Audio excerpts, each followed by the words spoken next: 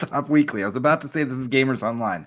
This is TableTop Weekly, and we are the partners of Solarian Games. I'm Jayson, and Peter is frozen. I'm Peter. Peter, your picture is frozen. Why? Yeah, we have the magic touch now. This happened last week too. Keep going. Just keep going. You sure? You don't want to give it another go? Hold on. Fix the thing you saw before. It's okay. Anybody who's in the chat will be used to us by now, and we'll edit it down.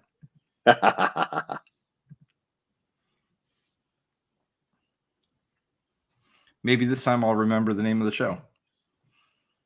It's written right. Yes. Well, I loved your introduction, actually. Yeah, this is Gamers Online, and yes, we've changed the name of our company. Wow, Peter's really frozen up. Absolutely.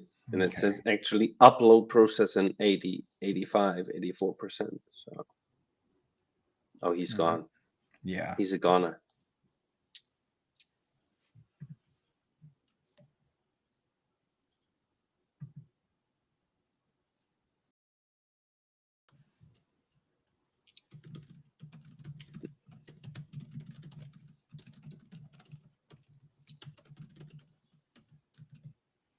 Wow, he's really gone. Yeah. Like gone. Well, hi everybody in the chat. Luckily, since we're doing it early, probably people are going to show up late, so it'll work out. No. It is right on time. Yeah. Is that something uncommon for you, Jayson? What? Being on time? Yes. Yes. Very uncommon. You know, it goes against my DNA. Why? Well, I was one time when I was in my early 20s, I was the road manager for a tour for a bunch of different bands from all these different countries. My job was to get everybody to every place on time, make sure they wake up early. So I had to wake up everybody at 6 a.m. And as you can guess, one of the bands was from Germany. They were always there before me. I was on time. They were still 10 minutes ahead of me. And actually, it is pretty common to be punctual for us. Yeah. I mean, no Jayson. There we go. We're all back. All right. We're just going to keep going. I'm going to do the intro again. Scott Congable wants to know, does this man have a better way to run a podcast startup? I have to. You are getting clowned, Peter. I have to figure out what's going on. I don't know what's going on. Here, let's go. Let's get it back to the beginning. All right. 1, 2, 3. This is TableTop Weekly, and we are the partners of Solarian Games. I'm Jayson. I'm Peter again. He says again because if you're watching live, you've watched some fun technical difficulty problems. We are joined this week by Kai Schaefer of Gamers Online. Die geht's? Hi. Wunderbar. And we are a little bit early because Kai is joining us from Barcelona. So this week we are going to be having our main story. We'll be talking about Gamers Online, maybe a better way to run conventions. And before that, we're going to do the 2025 TableTop Weekly Christmas gift, I guess holiday season gift guide. So we have some ideas for gifts we brought together. Before we start, actually, Kai had some ideas that we wanted to bring about some DIY stuff. So if you want to be not such a consumerist and do something with a little love, what are some things you were thinking of? I think if your friends are playing role-playing games or tabletop games, one of the great things is tokens. So just think about the favorite board game or role-playing game where you want to give a nice addition. So just some nice gold coins. Something like Where this. Where are you going to get some gold coins? Yeah, this is obviously not real gold. Oh, well, I'm sorry, but if you're going to come on here just being a poser. How about this? If you were talking about do-it-yourself, get some nice stones and make them gold, silver, bronze. So if you can just, it's just for making the game experience better. That is a brilliant idea. We have so many pebbles outside of our house. We could just grab some gold spray paint.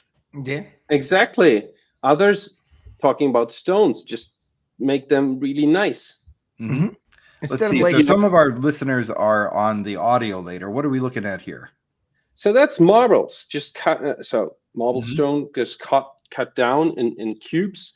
So you Mhm. can use it for exactly stone in tiny towns, for example. So all these kind of small things can getting bigger. For Lost Runes of Arnak, there are compasses, small compasses. So instead of using the compasses, you could just get small compasses for your friends, and so substitute the paper stuff that is usually in these games. Love it. Cool. Love it. So that's a Yeah. cool DIY approach. I have an idea of something you could give people for Christmas. What about Top Secret New World Order? Oh yeah. I hear it's on sale. Right. Yeah. Do you have a picture for that, or should we just tell people? That's okay. Hold on. We if you go to Amazon right now, we have kept the Black Friday sale going. This is a $50 game, and it is on sale right now for $29.95, and you can get free Prime shipping, so it gets there fast and all that kind of stuff. So that's a cool gift idea. Yeah. And did you figure out something else that you could do with Patreon? I did. So if you do give somebody the Top Secret game, another awesome gift you could give them, because this will give you, I don't know, close to 50 pages of material, extra material every month. You could go to Patreon, and if you just go to our Patreon /gift, there you go. You can buy somebody a year's membership to it. Oh, that's nice. I was thinking about that when we talked about it earlier today, that if you buy somebody a Patreon thing, when do you stop paying for it? Like if you buy a monthly, make it easy. Buy them a year to say, I bought you a year. I'm not giving you any more after that year. You can't, you take care of it yourself. Right. $60 is not, and you know, if you're a super cheapskate, you don't like the person very much, just give them a month and say, yeah. And it says down here custom months, so you could give them just 3 if you wanted. Like say, hey, this is your first 3 months. And honestly, right now, because Jason and I talked about this, and we were talking about like what happens when things age out. Like if somebody joins now, can they get everything they did before? Like everything has been put up before, and we decided we're just going to keep it open for now. So. Yeah. If you give it to them for 3 months now, they get the whole year before too. So I wonder if I could do a custom month as a fraction. Can I do 3.141? Okay. It'd be pi. Yeah, that'd be. Wait a minute. You could do that for what is it? Pi Day. Pi Day. Well, yeah. if you give it to them on January 1st, if you live somewhere that New Year's Day is the bigger gift giving day, then give them enough that it'll run out on Pi Day. There you go. I love it. All right, let's get to some of the crass commercialism of other people's stuff. Well, but you could add to your wonderful top secret one a nice car, the ones that you use, Jason. Oh yeah, yes. I think I have some right here, actually. Little minivans. So let's see. I've got a little box of exactly those ones. Yes. So. We're going to be coming out with a game next year called Damn Good Minivan. So go and get yourself a minivan, just a Hot Wheels minivan, and give it to your top secret players. You know, if we did a box set for that, or not a box set, but like a Patreon for that, we can include the minivans. Oh, yeah, we should. Well, you know what was crazy, though?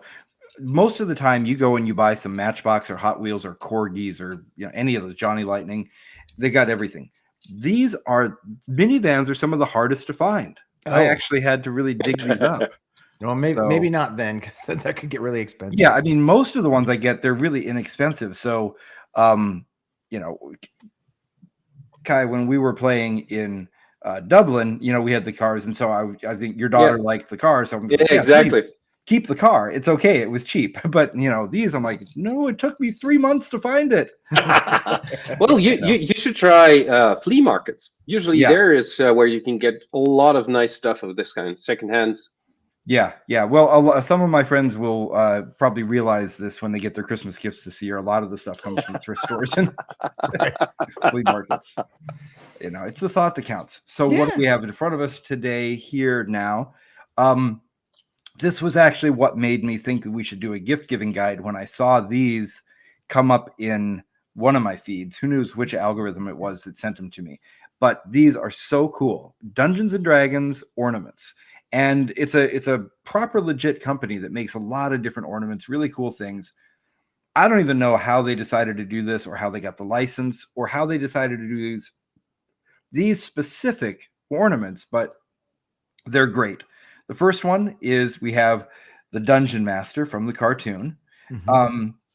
So Kai, did you get the D&D cartoon over in Europe when you were a kid? I don't remember, to be honest. If I played actually Dragonlance. Yeah. Have you heard of the very cartoon? first beginning? No, I only have seen the Critical Role ones. Yes. So this is a good gift for your European friends. Get them the DVD of the Dungeons and Dragons cartoon. It was a children's cartoon that was put on the air for 2 years. And, we would always get Saturday morning cartoons on Saturdays. Yeah. And it actually was really good for a children's cartoon. It was super well done. Flint Dilley was involved with it, I know, to some point, and some other folks. And it was the story of a bunch of kids who fall through a portal and end up in a Dungeons and Dragons world, and they're trying to find their way home. And the character of the Dungeon Master in the cartoon, the Dungeon Master actually shows up, and he's there telling them about the world. And this is what he looks like in the top left.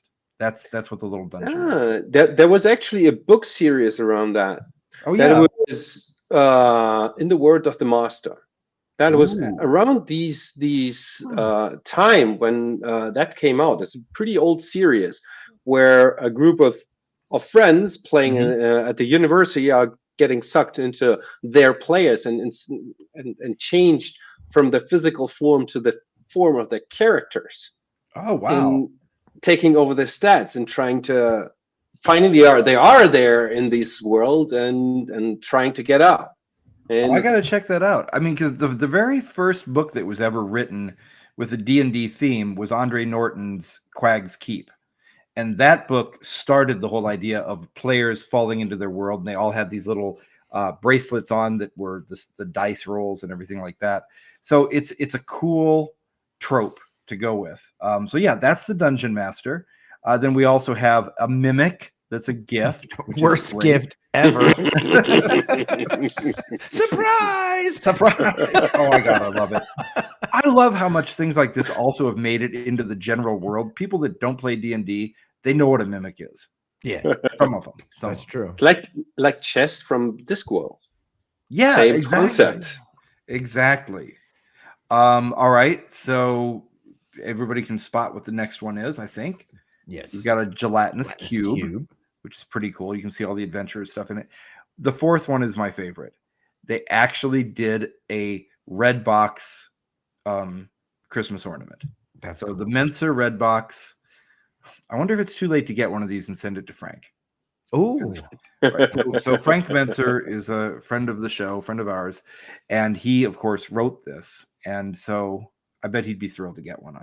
I know he's not watching, so because I don't think he knows how to watch a podcast. But yeah. And then we have a beholder. So that's how we know these are definitely licensed, because that's the one thing Wizards will come after you for if it's not. Yeah, right. A D20 with the official Dungeons and Dragons logo on it. And then finally I can't tell how many sides the dice is, but a dragon sitting on the dice. So these are super cool ornaments. And I think they aren't cheap. They look like they run about $28 for each one. So, they got to pay their licensing fees, I guess, but they're so cool. So, I would spend it. You know what's wild? When I was, I was 36 and I'd first moved up to the area I'm in now, and I was living. It's been like 3 years. Yeah, right. And I was living at my cousin's guest house because I was going back to school. I decided to start things over. Anyway, so I was never really like a big Christmassy person at the time. I'm much more now because I have a kid and everything. But I wasn't, they were like, he was asking me, it's like, well, what are you going to do for a tree? I was just like, tree? I'm like, tree. And so one day, because at the guest house I was renting from him, he obviously had a key to it. He could get in.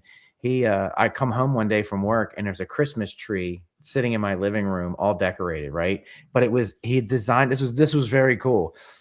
They did this whole setup for me. So it was a black tree and it had a crow on top instead of a star. And then all the ornaments were all these cool individual ornaments that he had bought. So there was a D20, there was a coffee cup, there was a German Shepherd ornament because I used to have German Shepherds, and just all these different ornaments. It was a devil's head, which is really cool because I still have that one. That was my favorite. I have this like demon head ornament that we hang on our Christmas tree. It's hilarious. But I did have a D20. I mean, it didn't have the D&D logo on it, but Sure. that's really cool. So cool.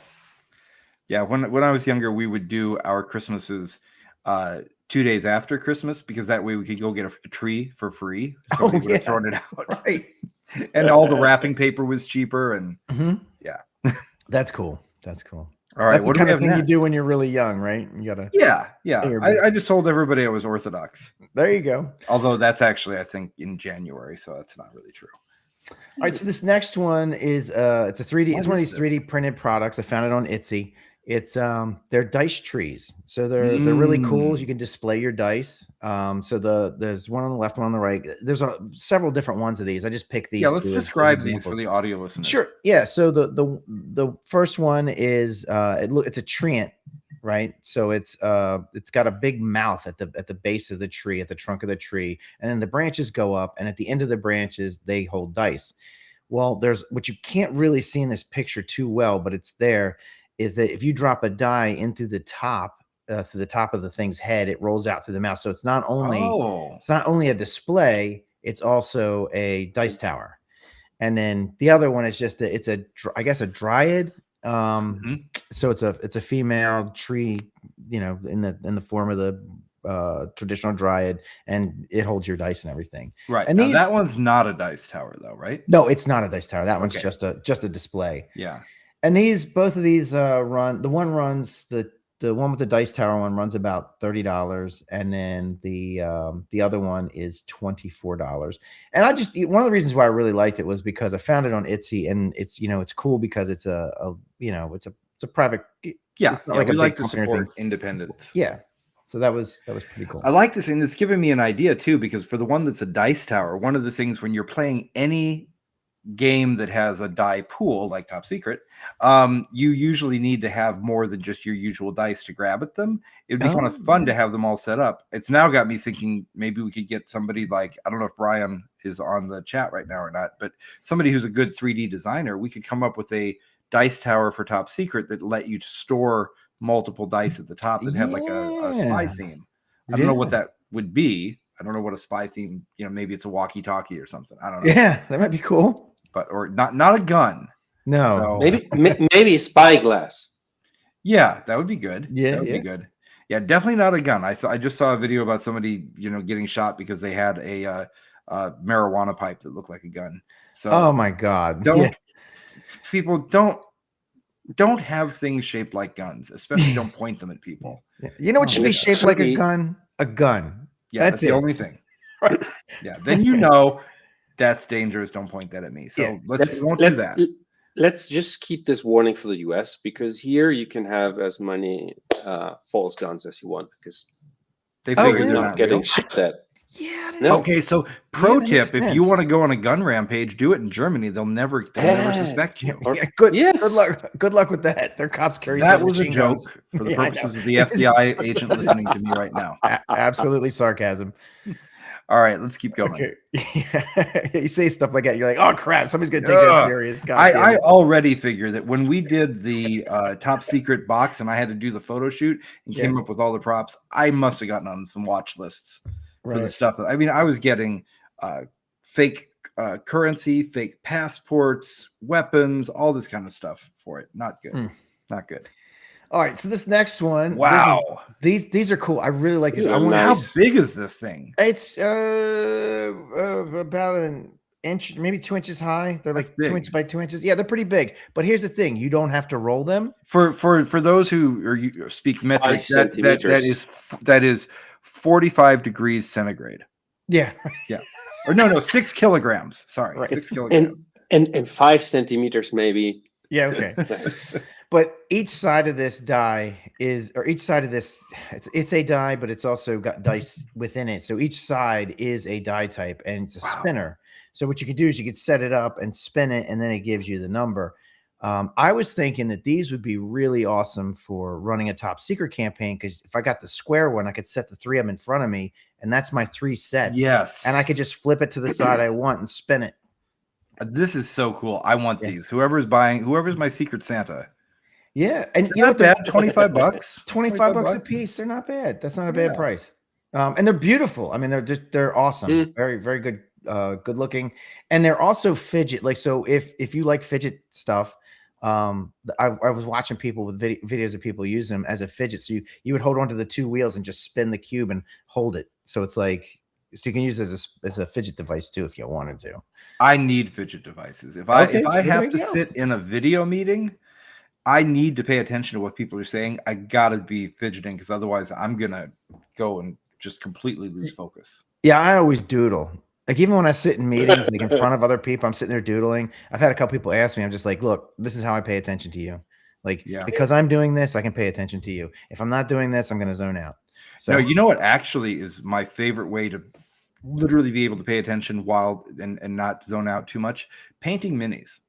Oh, okay. Yeah. You know, you definitely need to either be off camera or have workmates who understand what's going on. So if they see you sitting there with a paintbrush, they're not like, dude, this is important. It's like, yes, I know, I'm listening. That's why I'm doing this. Yeah, because I want to make sure I listen to you. But painting minis during meetings is a really good idea. I did this during a D&D session while I was like, okay, now we're again fighting. Got the mini out. Listening what you're doing, really, really. Oh, critical, nice. paint. Yeah, I'll tell you. You talk about painting minis. I was for more blood. I was painting all my 3D terrain and stuff while I was watching The Prisoner. Because remember we were talking. We had that phase where we went through and we watched the entire series of The Prisoner. Well, that's what I did while I was watching The Prisoner. I painted minis. That's a great thing. Yeah. All right. So this next one, and Jayson, you should talk to this one because you know this one better than me. Yeah. So this is John Peterson's latest book. So John Peterson, for anybody who doesn't know, I think I would call him the foremost historian for wargaming and role-playing. And by foremost, I don't mean, and I know John will forgive me for saying this, I don't mean the most gripping author. He's not going to be the one that gives you the makes you feel like you're reading an action adventure thriller. What I mean is he brings the most receipts. When John did his first book, which was Playing at the World, he spent 5 years researching it and getting all the ephemera, not just going and talking to people, but actually making sure he had the paperwork, the actual evidence of what had happened. And so his first book, Playing at the World, was more about the history that led up to why did D&D get created in the first place. So it was going all the way back to ancient times, focusing mostly at first on things like early 20th century or 19th century Kriegspiel and war games, and everything that led up to D&D. And then it talked about the creation of D&D, and it stopped. He's done a number of books since. This latest one, Game Wizards, is once D&D. This kind of starts with D&D, so it kind of picks up where the others left off. And in this, we get into the it's not a battle. It's the, let's just call it the interplay between Dave Arneson and Gary Gygax. How Dungeons and Dragons first came to be, and he says on the front, so I'll keep it this way, the epic battle for Dungeons and Dragons, because it was. For years, there was this battle played out in the public and in the courts and everywhere else about should Dave Arneson be credited as the co-creator of D&D? How much money should he get for it? Is it really a half and half kind of situation? And a lot of people have talked about this over the years. It's one of those things that is a favorite nerd discussion, right? It's right up there with Han shot first, or who's your favorite Star Trek captain? Is the question of, should Dave Arneson be considered a co-creator of D&D? Was it half and half? And what John does differently than anybody else here is he really, really delves into, like I said, he brings the receipts. He delves into why it was that Dave felt that he should have half the credit, because there was a thing they signed early on that said, yeah, we'll just split it. Because at the time they thought D&D, they thought that the grand total it would ever be worth was $300. That's how much they expected to sell. $300 worth of these little booklets. And then, of course, when everything changed and it became this massive thing, all the court battles come into play. I won't spoil it. I think it's worth reading to let people make up their own minds about what they really think came out of it. But what I will say is that when it strips away the emotion and the bias and the partisanship that people have on one versus the other, and it just gives you the actual facts. And in this case, I think John did become a better writer by the time he got here, as a narrative, because it does actually tell a pretty good story at this point. Right. And it's incredibly fun to read. You can get it on an audiobook. You can get it as a printed book or, as a ebook, whatever you want. I think it's required reading if you care about the history of D&D. So, yeah. and it's a great gift. Yeah. Yep. All right. This next one is one that I actually put in my wish list on Amazon. I'm going to buy it at some point soon because I definitely want this. This is it's a Game Master screen, but it's only 6 inches high, so it's not as high as the other ones. And it's for 4x6 index cards. I did not realize that. I was looking at this and going, yeah, okay, I get it. Whatever, it's a game. Why do you care? It's the size. Right. So it's not like you're hiding behind your screen, it's like it's only a little bit high enough so that you can have your notes that people can't see your notes or see your dice rolls because we fudge dice rolls for the players so we don't kill them. Who is this wee white man? Ooh. I have been known to be a little generous with my players. I have probably saved the occasional player myself. Right. So, but I like the fact. Kai's like, no. Here's the Teutonic approach. No, here has to be a real danger. No, there is. If they do something stupid, they pay for it. I want to do something stupid. Yeah, I want to hear the Teutonic philosophy on fudging your dice rolls. The philosophy, well, it is a story arc. So usually, yes, I trim the dice rolls to make it the best way to tell the story. Trim, you say? Yeah. Now, what is that? That sounds like fudging to me. No, it's a way to interpret it, but the point is, it's like throwing an indicator of how the story might go, right? Mm-hmm. And sometimes the hard situations where you have to say goodbye is the way where the story goes. Mm-hmm. Yeah. I mean, I think you're maybe fudging a lot. I think maybe all your years in Barcelona has given a hot-blooded approach to your game. Look, I'll just say this: I don't fudge them a lot. It's just once in a while. I have killed players, or characters. Sorry, yes, not players. I've killed characters. So again, FBI agent. Do not listen to this. Anyway, so this gives you several slots you can put cards in, and they're interchangeable. So this is not a DM screen that is just like for one. It can be for any game. And then if I'm going to show this, it's also pretty. Oh, that's so cool. So you can see the front. It looks nice. And you can stick it in your pocket. And you can put it in your pocket. It's easy to carry with you. Yes, sir. That is beautiful. That is in my wish list. This is inspiring me to think that we ought to make a miniature Top Secret. Oh my God. Yeah, we should. That would be really cool. Because that's not so big. We could print that. That wouldn't be too expensive. Yeah. All right. So, I mean, that's all there is to that. It's pretty cool. It's pretty badass. Love it. So this next this next one is mine. Yeah. All right. What is this, man? All right. I now introduce you to the world of butts on things. All right. So butts on things. I would have put this in even if it wasn't gaming related because it's so good. Brian Cook has been drawing butts on things for almost a decade now. And it's kind of blown up. It's kind of turned into a whole thing. A lot of people have been buying his stuff. And so I threw in a couple of things you can get from him. The first one is a butts on things jigsaw puzzle. And let's play a game of let's come back to the card game in a second. Let's go back to the jigsaw puzzle.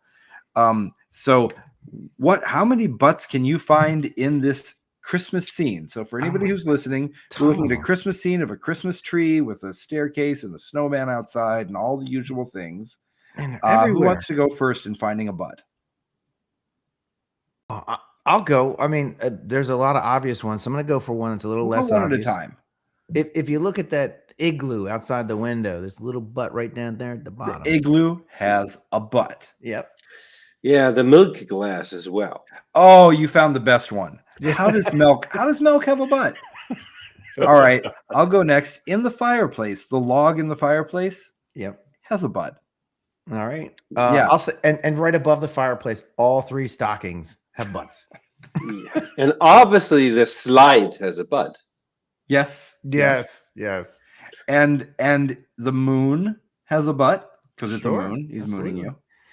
I'm gonna say we'll just do all the balls on the Christmas trees are butts. Yep.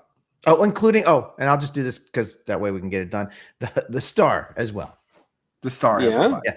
And obviously all the presents have a butt. Have butts. Mm-hmm. And Santa's sleigh has a butt, and the present bag in Santa's sleigh has a butt.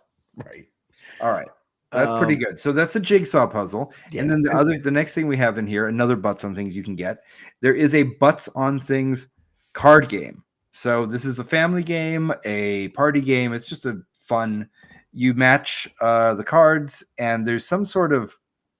I didn't really get the full details of how to play it, but it's one of these kind of matching card games. You collect. I want to match the donut to the donut. And apparently there's a round that can happen when you turn a certain card over, which is the dump truck, because it's your butts. It's the dump truck round, when everybody kind of does a mad dash trying to grab as many cards as they can within a certain period of time. It's silly. It's fun. It's butts on things. Yeah, that's cool. That's funny. All right. I think is this the last? No, we got 2 more. No. We got a couple more. Sorry, we got a couple more. All right. So this is a pretty cool bag. Now this is like sort of the expensive item on this list because it's basically $100. It's not bad. It's made for it's a bag made for gamers. So you got in your little top pouch there, you got a thing for your figures, you got a little foam thing that goes in for your figures. Then you open the bag up, and then there's all your books, and it's it's rectangular and it's shaped for the size of books, and it's got little sleeves in it for each book. And then it's got a little thing down at the bottom, a couple little straps that you can slide your rolled up map in. That is such a big thing because I never know. I'm always my maps, my rolled up paper that I'm always bringing to games. It's awkward. Yeah. And then I'm sure the side pocket's probably, a special thing for something. I don't know what it is, but it's probably something. Maybe dice. Yeah, dice. Maybe dice. Yeah. That sounds about right. And it's beautiful looking, actually. Oh, it's really nice looking. Good. Very elegant, really kind of brass and black. And I don't know the grip because it might be heavy. So it's a good grip on top. Yeah, because you can imagine if they had done that and it wasn't sewn on very tightly or something, just ripping right off. Yeah. It looks solid. Yeah. It looks very well made. I mean, I have a Nike bag that I really like for carrying around stuff, and it's a great backpack, but it's not this good for games. And it certainly doesn't have a miniatures foam area to put in there. Right. Or a map carrying thing. I love this. This would absolutely be my con gear. Every con I go to, I would take this. And $100 is not bad for something this nice. No, there are backpacks way more than this. Oh yeah. I would love this. Yeah. All right. So that's that. And then we have this one, Jayson. So I've been meaning to get this guy on as a guest. Actually, I've been emailing with him I haven't been following up enough. Maybe we still will sometime. So this is something called the Pickup. PKU up. Boy, can I spell? PKU up.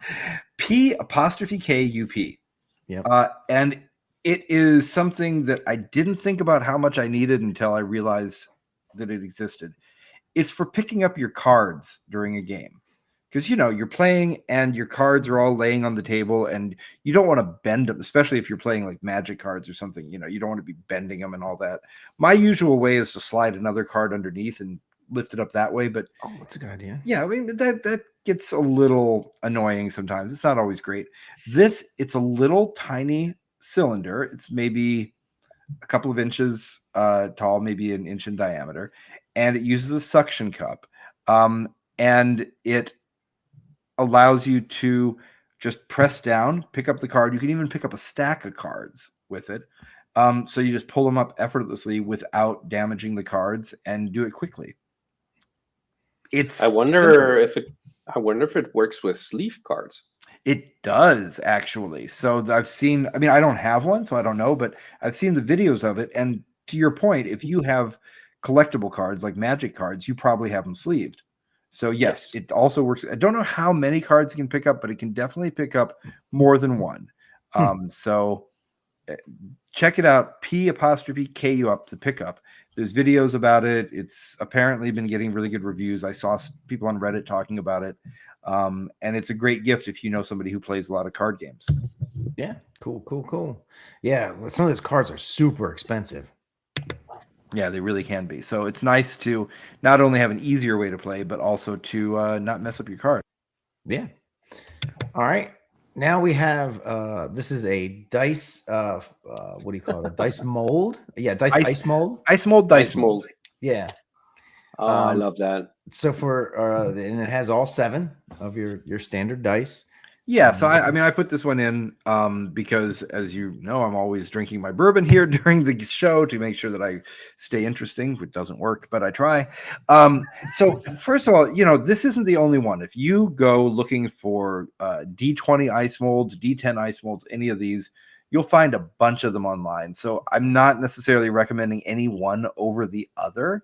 I've noticed that some of the ones like the D20 molds are a single big cube. So that's the way I like to just put one single big cube. Yeah. This that I chose for the gift guide is actually a full polyhedral set. So they're smaller. They're, as you can see in the picture, you're kind of, in fact, I think we have another picture that shows them a little more in situ.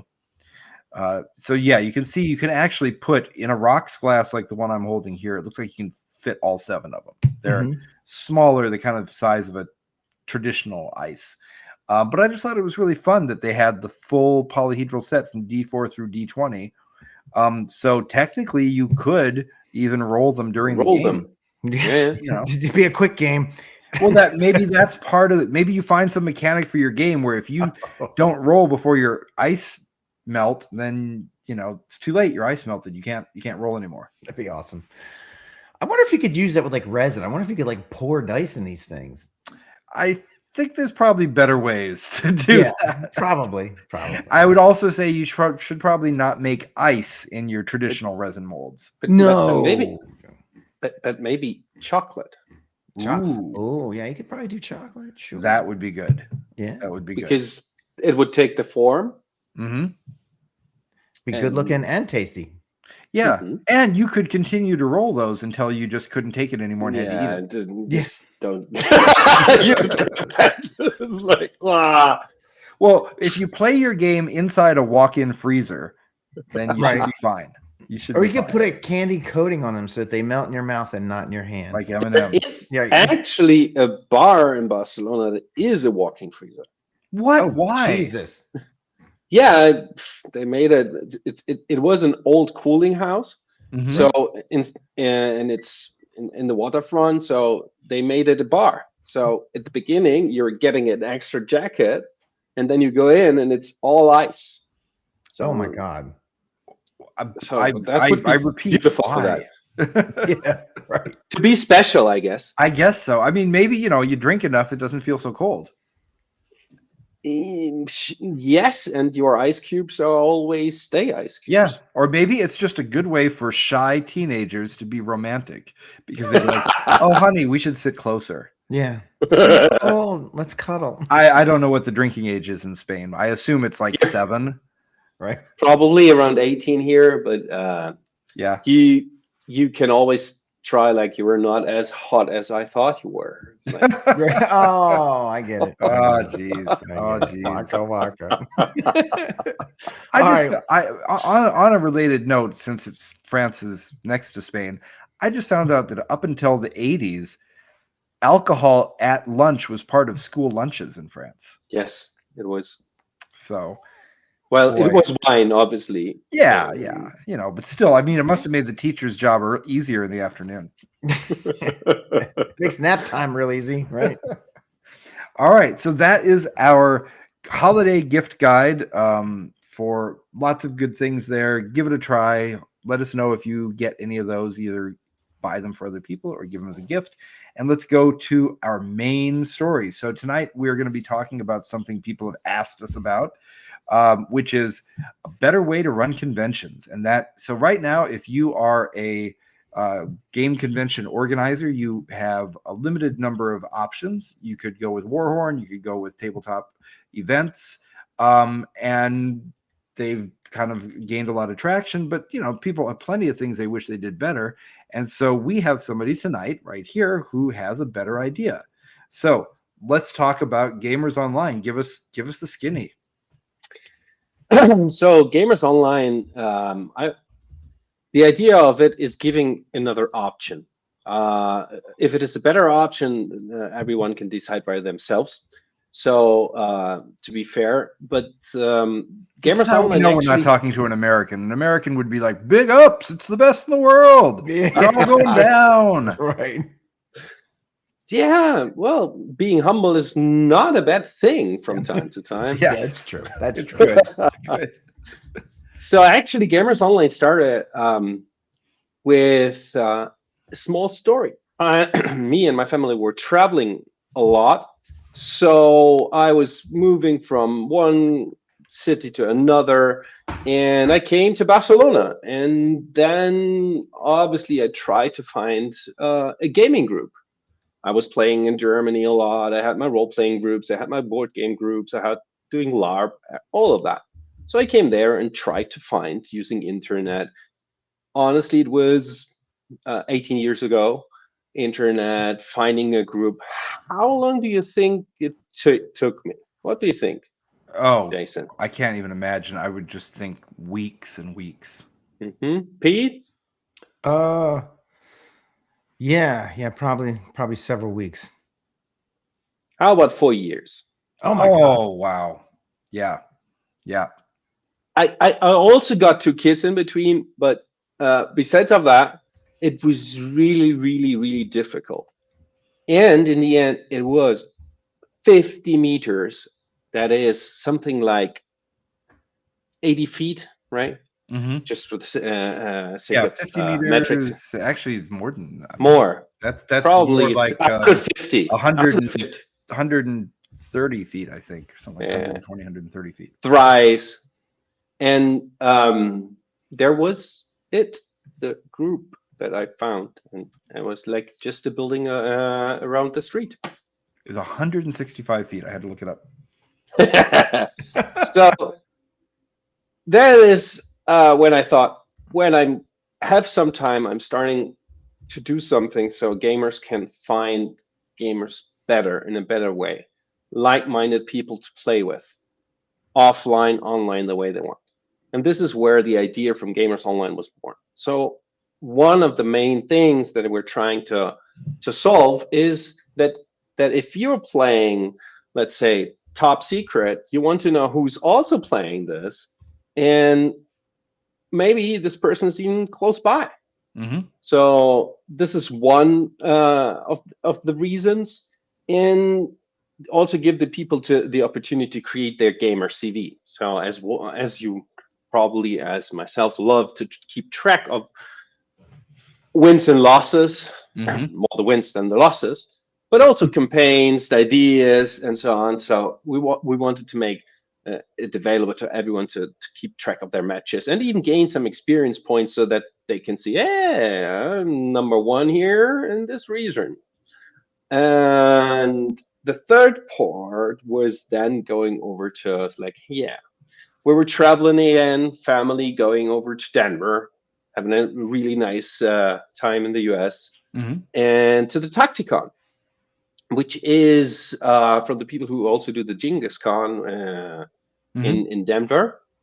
and they're using tabletop as tabletop.events as their management system. It's very popular for people to use in the US. Absolutely. So it was great. We came there, but the way how the use and feel, and if I wanted to add a session and get one session and get one refunded, I couldn't do it. I couldn't do it with my mobile phone. I had to go to the people. It took ages for changing this and relocating that. And so it was the best organized con I ever went. Oh, nice. To be really fair. So that's what I mean. It's like, it was for our experience, as we could plan our sessions, we could do everything like that. So everything was covered. Nice. But the user feeling for us, how we change things, submit things, that this can be done better. So I had an interview actually with both of the owners, Donnie and sorry, forget her name right now.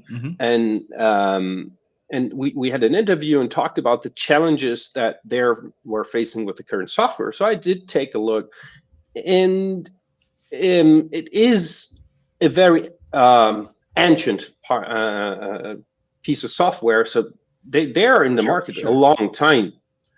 And this is where I'm coming from a software background, and like, let's give it a try. Let's build something and do something to give people the option to choose and maybe fix some of the things that that some of the users were missing. Great. And this is how the event management tool from Gamers Online was created. Let's talk about what you've come up with then. I think we have some things. We're going to just let you share your screen. Yeah. Normally what we do is we'll pull up our slideshow of things that are pre-made, but this is pretty interactive and dynamic. So we'll let you show us what we're looking at here.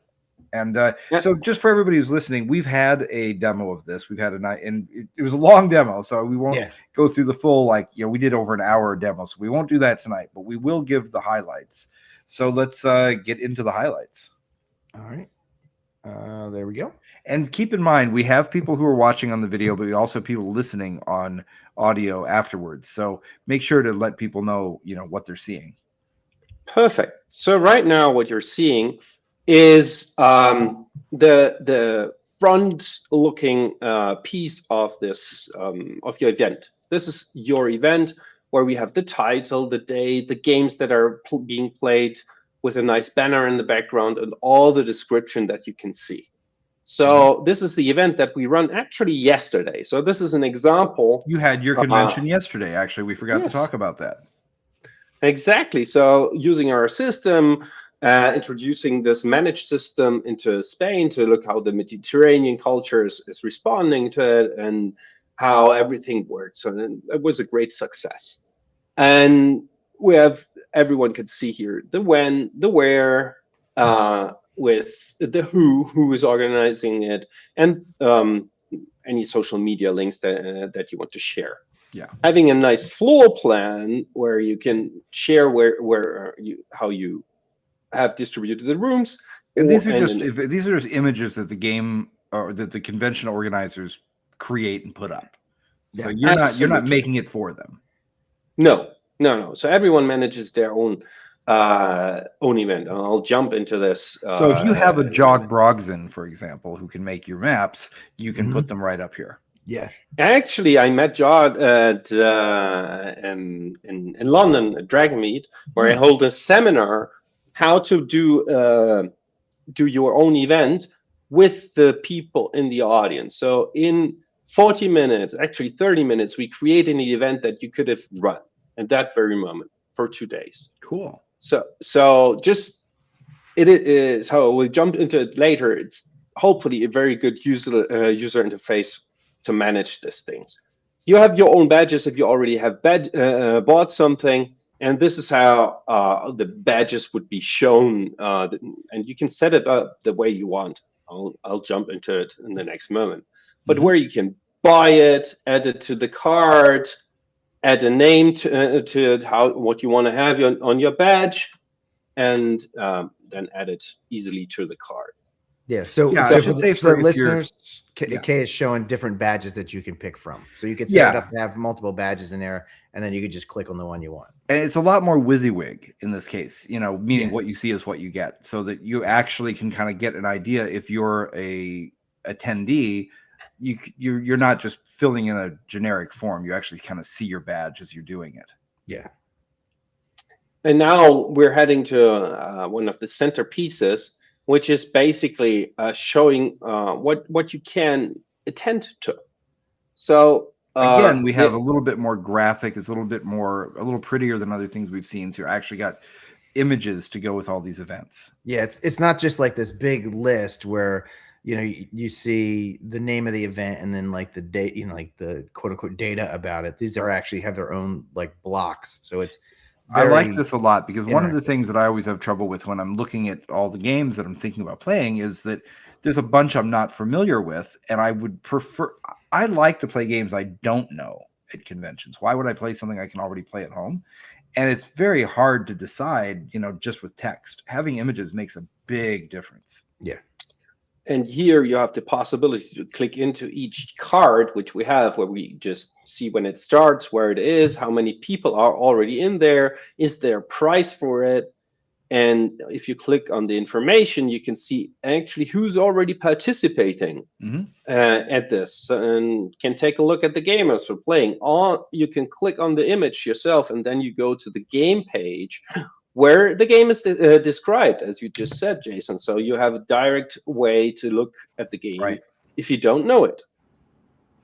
And there's another way how we display this, not only the cards, but also a timetable. This is nice where calendar. you get the best overview of how do I plan my day. So you just take a look and click on again, whatever game you want. This case, Dungeon Raiders. You get see the details, and you can click add to cart, and then it opens up which badge you want to buy this for, because you can manage multiple badges, meaning multiple. If you're there with your family, you can easily manage the program for all 4 of you. Okay, so this is another big difference, because if you're good. using the existing stuff that's out there, and I want to say I'm not bagging on tabletop events. I think they've been doing a great job. So I'm not sitting here to like, oh, well, they're bad. Exactly. I'm just saying it's neat that instead of having to go in and do it 4 different times, if you're coming with your family, you can do it all at once. Exactly. And if you already have a session, you get a warning. Hey, no, you're already participating in something else. And you can still add it anyways, but maybe you forgot it, or you don't. So this is how you can take a look with the day selector. If you have multiple days, if there's multiple program, as we had, in multiple tables. So what you actually see is every column here is a table, and it starts when the convention starts, and it ends when the convention ends. So there is no need to show another time frame. Yeah. And it's really nice being able to see the whole calendar at once. And the other part that is interesting, at the beginning of the sessions, you have this huge submit session button, where a lot of conventions rely on people presenting their games, like all do. Top Secret. I've heard of this game. Yeah, it's a good game. Yeah, me too. Right. So then how do you want to tell the people when is the best time? So either you click on the submit session button, tell the people if you want to participate in this game. This is especially important for board games, as if you want to play yourself, you add you take a seat away. If you don't want to play, you don't take a seat away.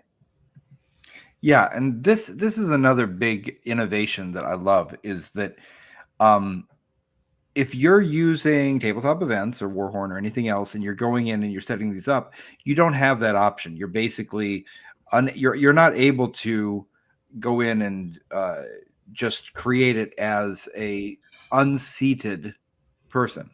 So this is a nice innovation here. Then you can call as the decision that you are submitting. You can give it a name that you want. You can, if you already know where you want to sit, you can suggest a place where you sit, a table that can be assigned. So we have different tables I'm going to later on. But just as a quick thing, there are two tables, reserved and open. Reserved tables can be used before the event starts, and open tables can be used so during the event, the people can submit their sessions only on open tables, so open gaming. And this way we can, hey, I want to play this. Anyone here in the room want to play? And I submit it. And we can send actually a message out to everyone that is right now in that room to let them know they're still searching for players. That's great. That's cool. great. You can set up a virtual flag, because if you go to conventions, they'll often have the little, looking for players flag. If you go to the table, this way you can just look for across the whole convention. And I'll tell you, that is really handy, because there have been times where I've had a table where I've only had 2 people show up, 3 of the people don't show up or whatever. And where I'm like, I can run it with these 2 people, be better if a couple more. So if I could send out a notification saying, hey, we have a couple open spots, and somebody saw it, or 2, 3 people saw it and came over and played, it would be great. Yeah. It'd be really handy. Love that. Here you can, all this is suggestion from the person that is submitting the session, while the event organizer has to accept this submit in the backend where we just jump.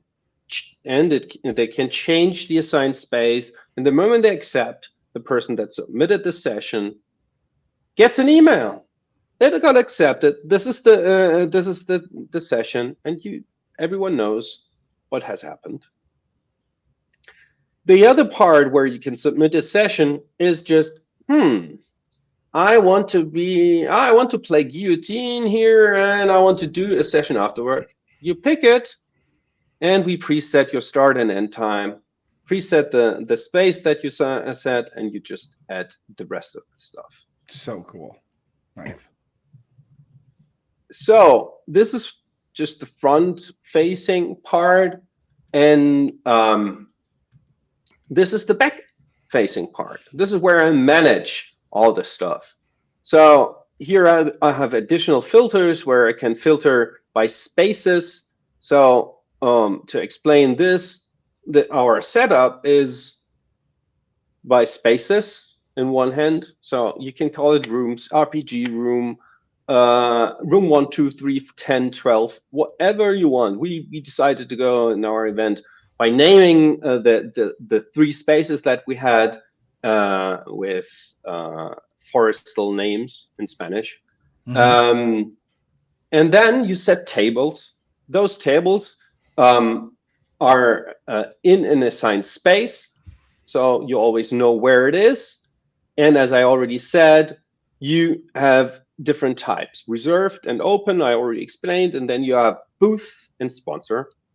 So as we know, separate booth setups for the gaming conventions are important, as well as badges for them.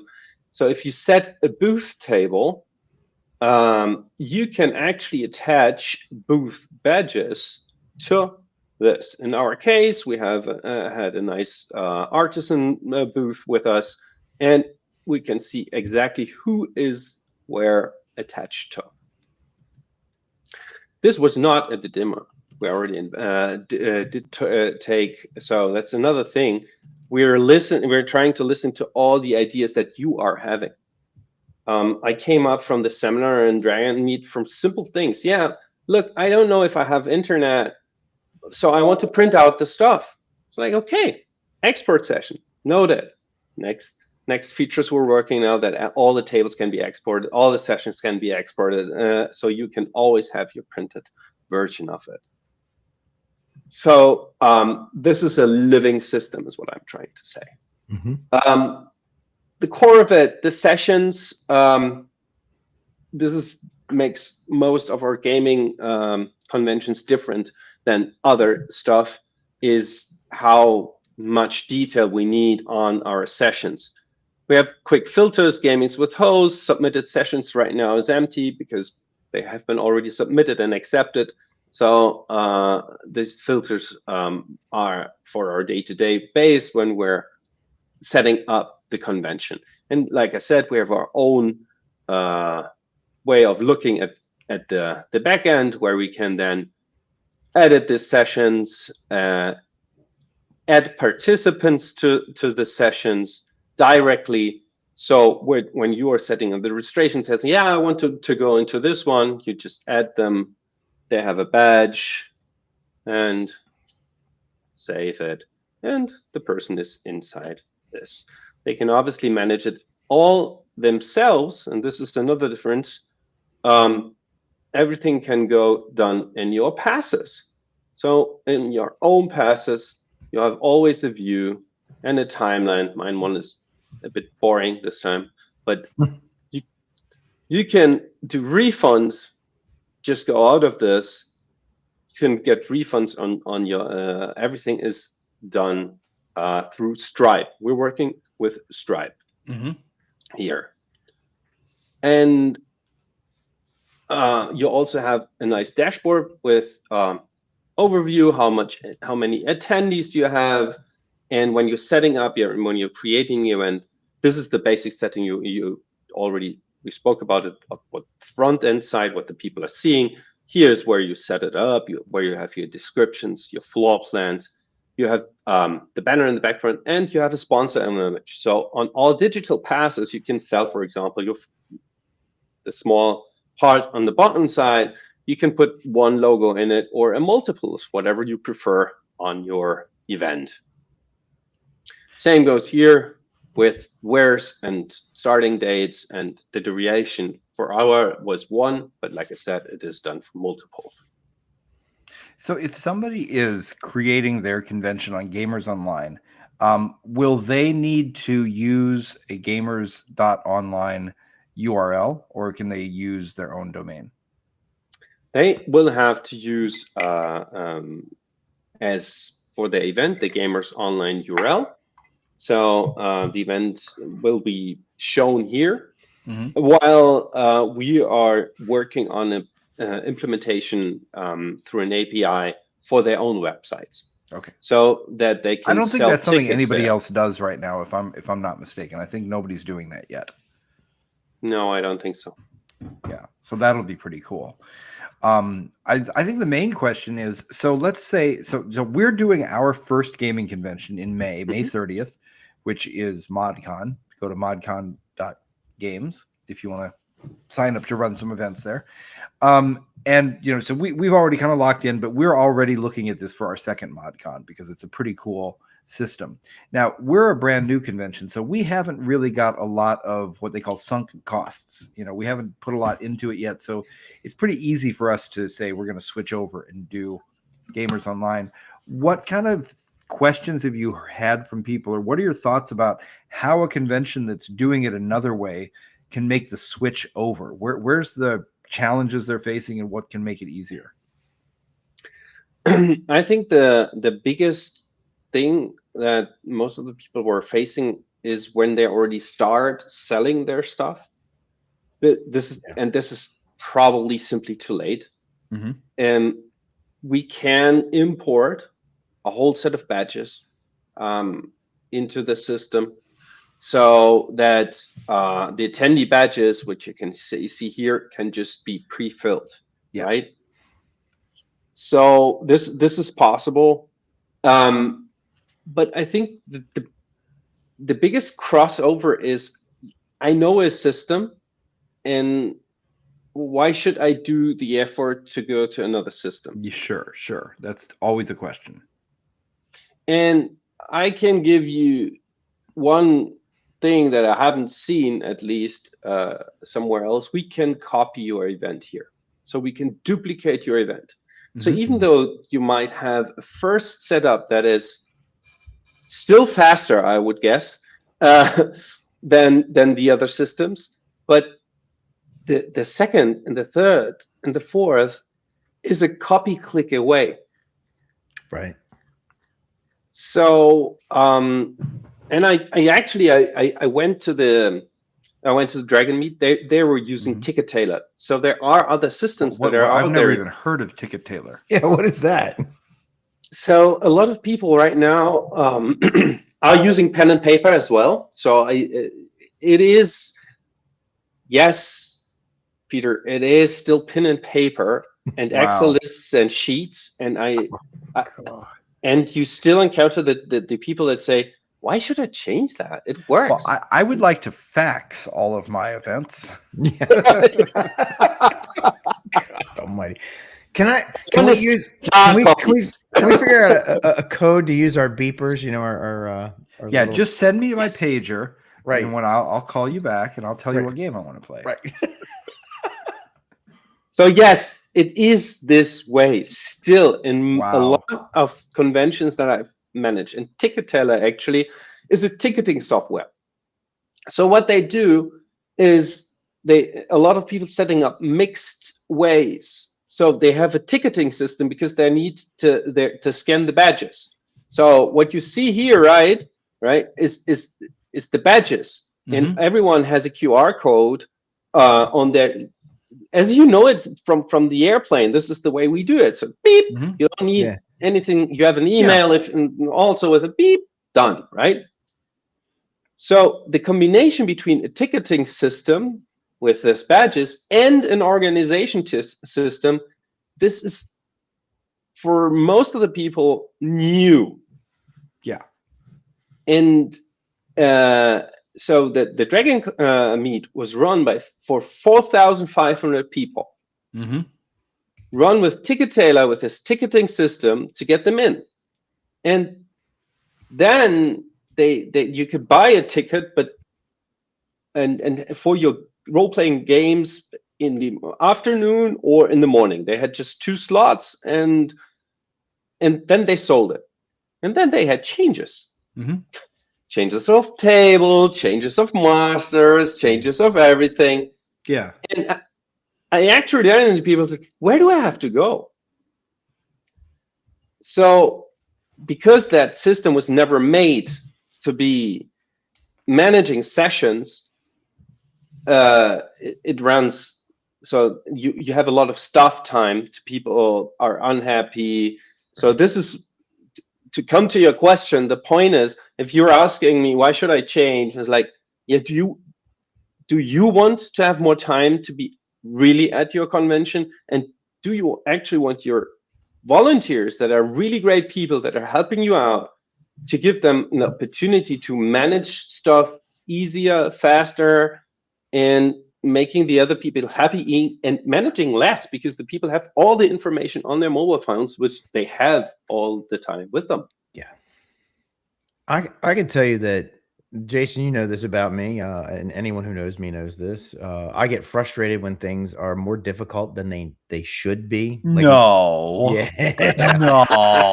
Like when something is unnecessarily harder than it should be, especially when it's like a super easy fix, I get really agitated because I'm just kind of like, oh, why? You could fix this. Why don't you fix this? So like I could see being at a convention and the tables change and I'm like, what? Wait a minute. Why? What do I have to do now?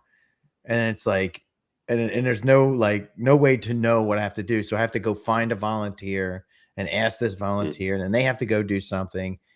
Oh my God, that would be a nightmare for me. I'd be like, I'm not coming back to this con. So here, our solution to this is this is your session. Okay, I want to send a message to this all participants to this session. Yeah. Your table has changed. Oh, that's beautiful. Send. And that's it.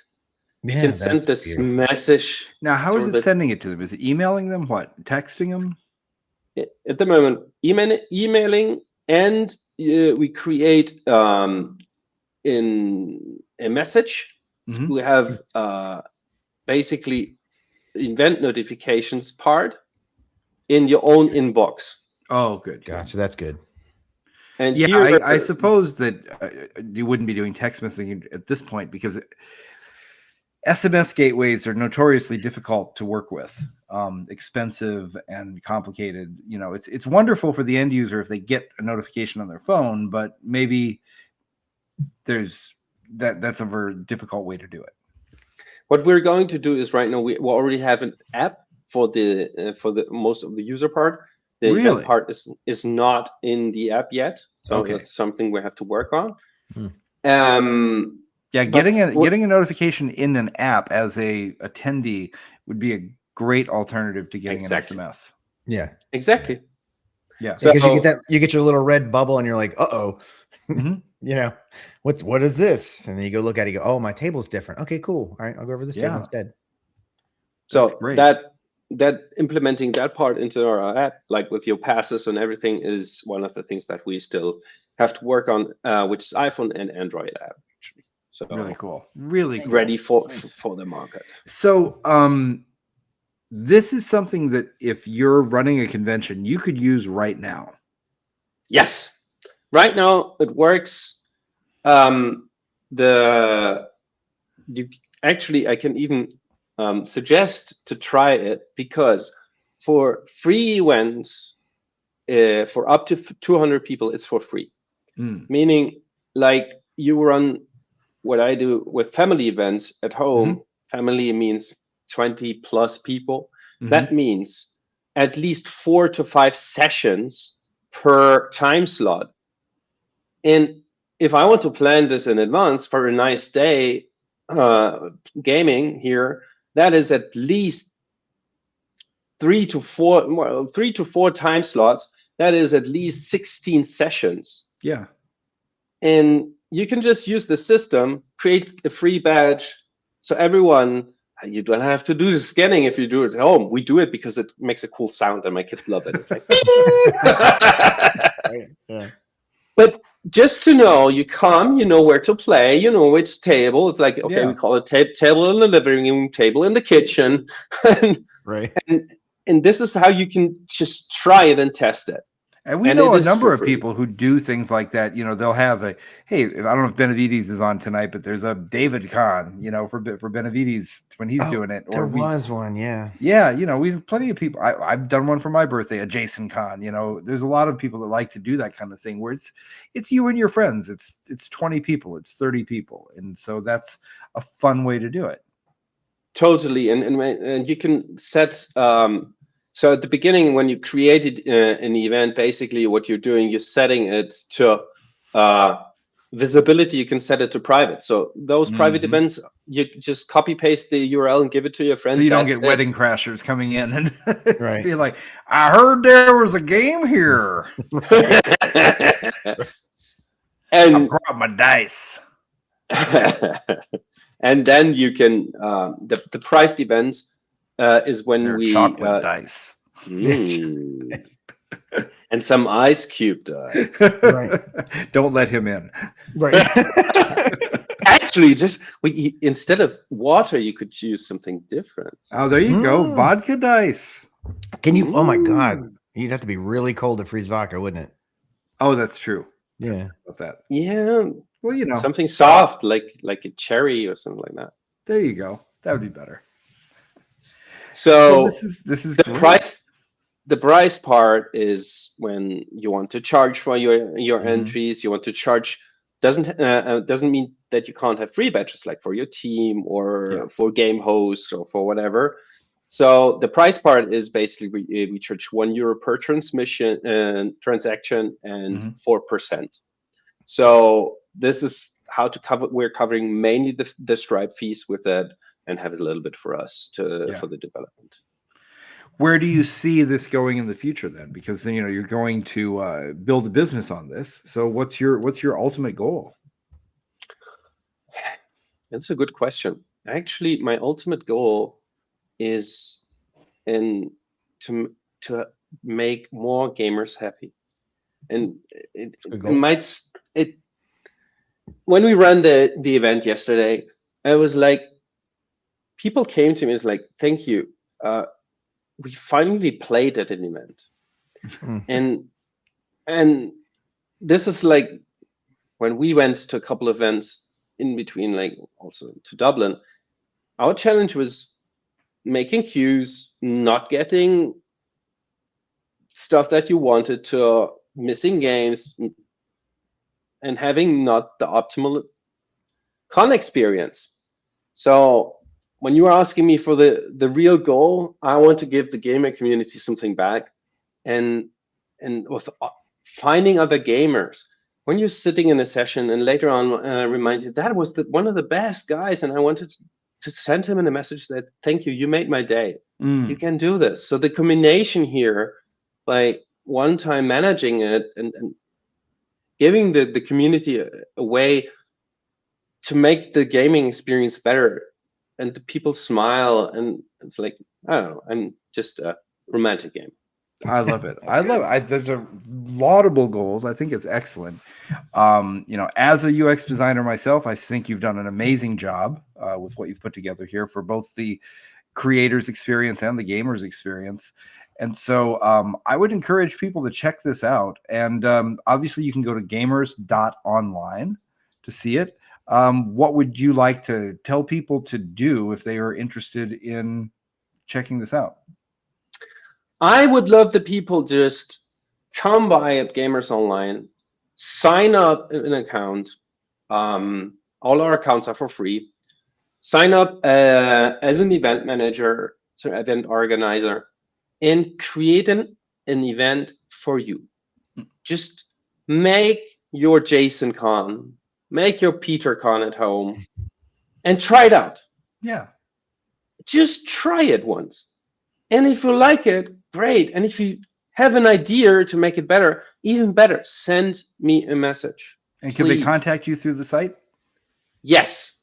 Okay. That, or I'm happy to receive my kai@gamers.online is my email. Happy to listen to everything. We also have set up Discord forum for feedback. And that's KAY if you're listening. It's KAY@gamersonline.com. Absolutely. And then, of course, Discord. Yeah, like you said, Discord, that is an excellent place to interact, because you can interact with the other folks. You can see other people's suggestions as well. And, and then maybe, idea built on idea, you get something tangential that's even better than the two individual ideas.